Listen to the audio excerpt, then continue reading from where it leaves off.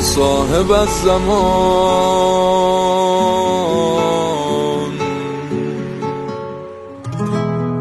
من عهد میکنم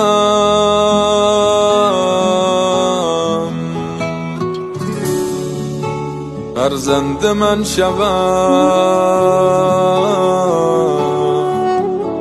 نظر قیام تو، نظر قیام تو.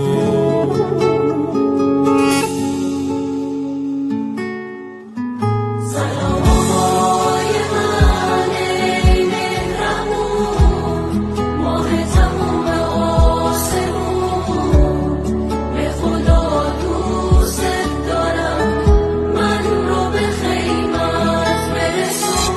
منتقم خون خدا همه دستام دعاست که فقط قبول کنی این لشکر رو از آدران. فرزند دلبندم که تقدیمته، نزد ظهور نزدیکته، هرچی که بگی تصمیمته، اونو سرباز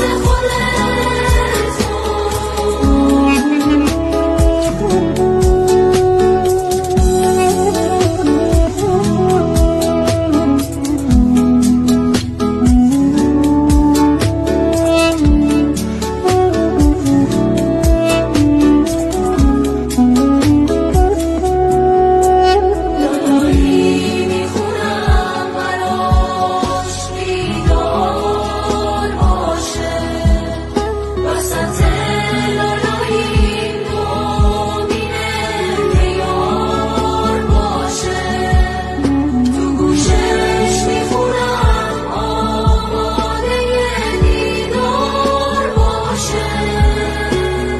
فرزند دلبندم که تقدیمته، نزد ظهور نزدیکته، هرچی که بگی تصمیمته، اونو سرباز خودت کن. فرزند دلبندم که تقدیمته، نزد ظهور نزدیکته، هرچی که بگی تصمیمته. یا صاحب الزمان،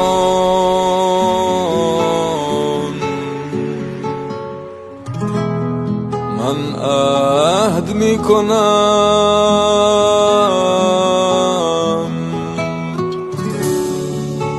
فرزند من شوم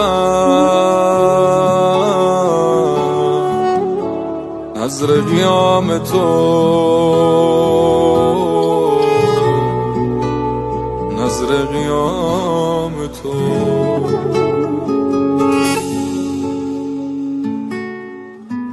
سلام آقای من ای مهربان، ماه تموم آسمون، به خدا دوست دارم من رو به خیمت برسون. منتقم خون خدا همه دستام